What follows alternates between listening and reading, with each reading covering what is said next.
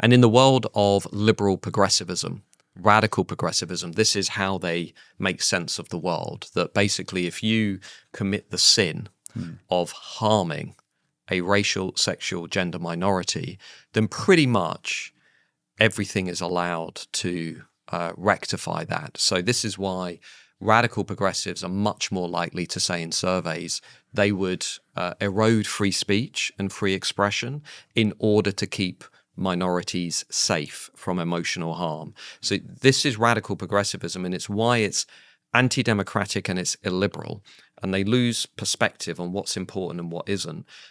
So they will say things like, if somebody is offending a racial, sexual, or gender minority, the more important thing is not to ask what are they saying or explore what they're saying.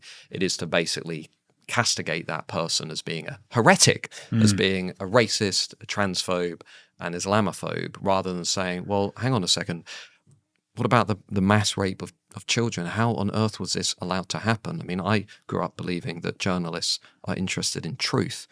I don't think I've ever seen a full episode. I don't watch it, but I've never seen a full episode of The Rest is Politics or the newsagents actually seriously going to those northern towns and saying to councillors, well, hang on a minute, why is this systemic? Why are you guys not actually giving us answers? What's happening here? Why is this obviously a clan-based network? Why is the Muslim community being so quiet? You know, I think this is a crisis for the media class as much as it has been a crisis for the country.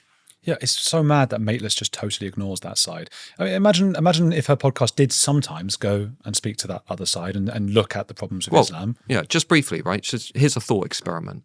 Let's say there were gangs of white working class men who were driving into Muslim communities, getting young Muslim girls addicted to heroin, cocaine, and alcohol, were raping them, gang raping them, sexually abusing them, trafficking them to other towns and cities across the country.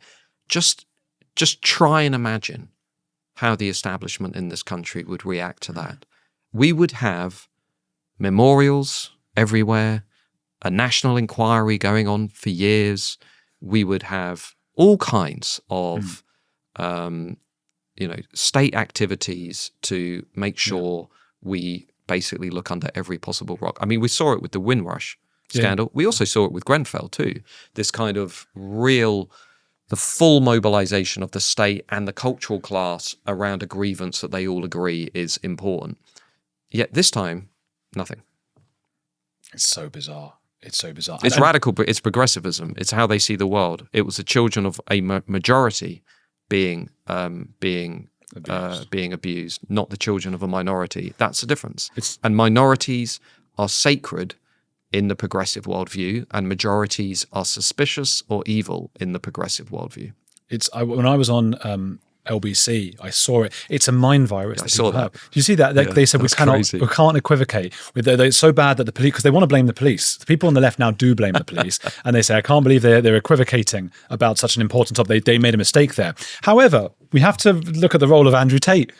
And I'm like, well, yeah, but he's also Muslim. So either way you look at it, this is not, first you are equivocating, and secondly, he's also Muslim, and he converted because his what he's selling is very attractive to the Muslim community. But there's also a cohort of so-called conservatives who aren't conservative at all, the kind of Ian Dales, the Fraser Nelsons, who are so visibly more interested in social status among their Tory mates than actually pursuing truth, that they engage in this little game, which is, oh no, I'm going to be seen on the right side of this debate because actually social status is what I'm after, whether I want to be editor of the Times or whether I want to keep in with that media set. I just want to make sure I still get on the same shows and I do, I do all the right things that my friends with the dinner parties will say, oh, that's very interesting. You say mass immigration is actually good for us. Oh, it's very interesting. Okay. But actually in reality, these people are not interested in truth. They're not interested in empirical evidence. They're not interested in knowledge. If they were, they would know that the narratives they're peddling are not just misleading, but they're completely inaccurate.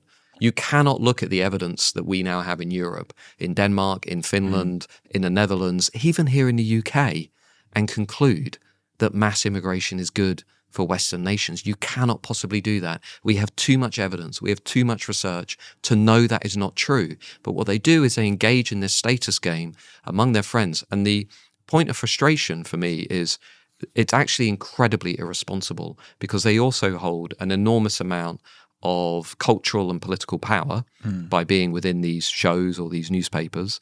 And so it ends up falling to people like me, people like you, to YouTube shows, to Substacks, to independent media. And the reason we're growing so fast is because we're actually telling people the truth.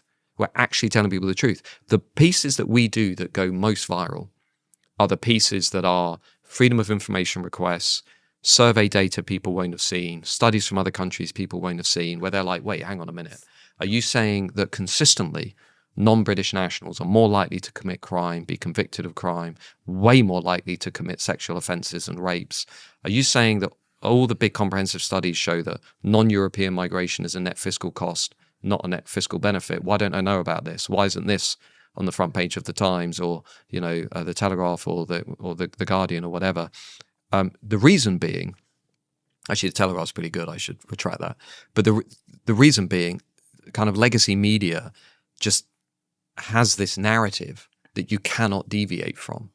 And if they keep doing it, the bigger it will get. And at some point, legacy media will be replaced. I think that it's not just about their social status with their peers. I think that plays a part. I feel like it's also this kind of almost the opposite of a purity spiral, but towards moderation. I think Danny Finkelstein's book was called something like Everything in Moderation. And it's almost like that was, for many years, some people's ideology. It was moderation. And that if that's your religion, I'm the moderate. And you've seen in the past, look at the far left. I mean, Danny Finkelstein's a good example because I believe it's this way round. His father was in a Soviet work camp, labor camp, and his mother was in the Holocaust in a concentration camp. So you're seeing both sides and you're going, no, I want to be moderate. So I think it comes from a good place.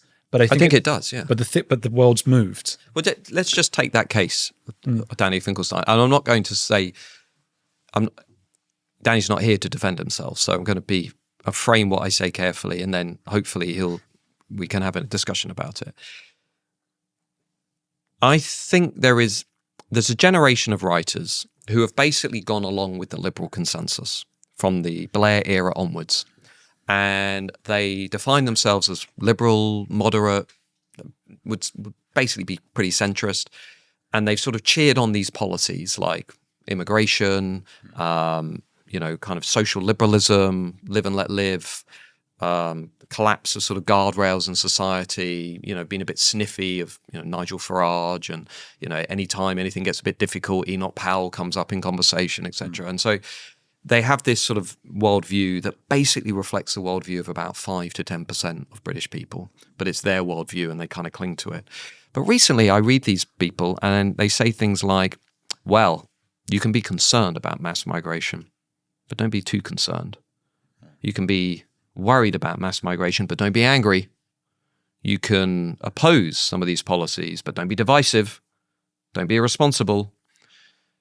I would like to see from those people a little bit more self-reflection on what they've done to this country over the last 30 years by promoting policies that have undercut and undermined the working class in this country, decimated social cohesion in this country, have clearly fueled a more divided society. It's not the people putting up the flags that are stoking division.